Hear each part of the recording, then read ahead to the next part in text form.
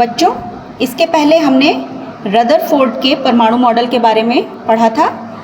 आज हम Niels Bohr के परमाणु मॉडल के बारे में पढ़ेंगे। नील्स बोर का परमाणु मॉडल वो मॉडल है जिसने रदरफोर्ड के परमाणु मॉडल की कमियों को दूर किया। बोर ने यह प्रस्तावित किया कि परमाणु का समस्त द्रव्यमान तथा धन आवेश उसके नाभिक में उपस्थित होता है। किसी भी परमाणु में जो उसका द्रव्यमान होता है वो नाभिक में ही उपस्थित होता है ज़्यादातर, और नाभिक जो होता है वो क्या होता है, धन आवेशित होता है।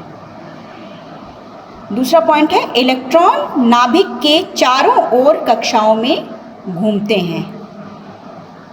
इलेक्ट्रॉन्स जो होते हैं वो नाभिक के, ये नाभिक है परमाणु का, और इलेक्ट्रॉन्स नाभिक के चारों ओर कक्षाओं में घूमते हैं।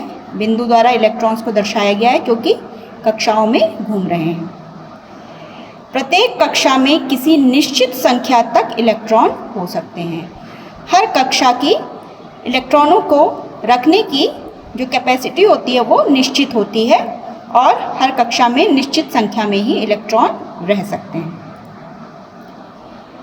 पहले कुछ वर्षों तक परमाणु में दो मूल कण इलेक्ट्रॉन व प्रोटॉन ही ज्ञात थे। सन 1932 में जेम्स चैडविक नामक वैज्ञानिक ने नए कण की खोज की जिसका द्रव्यमान प्रोटॉन के द्रव्यमान के लगभग बराबर था, परंतु उस पर कोई भी आवेश नहीं था। तो जिस नए कण की खोज जेम्स चैडविक नामक वैज्ञानिक ने की थी वो उसका जो द्रव्यमान था वो प्रोटॉन के द्रव्यमान के बराबर था, लेकिन प्रोटॉन तो धनावेशित कण है, उस पर कोई भी आवेश नहीं था। इसे न्यूट्रॉन का नाम दिया गया।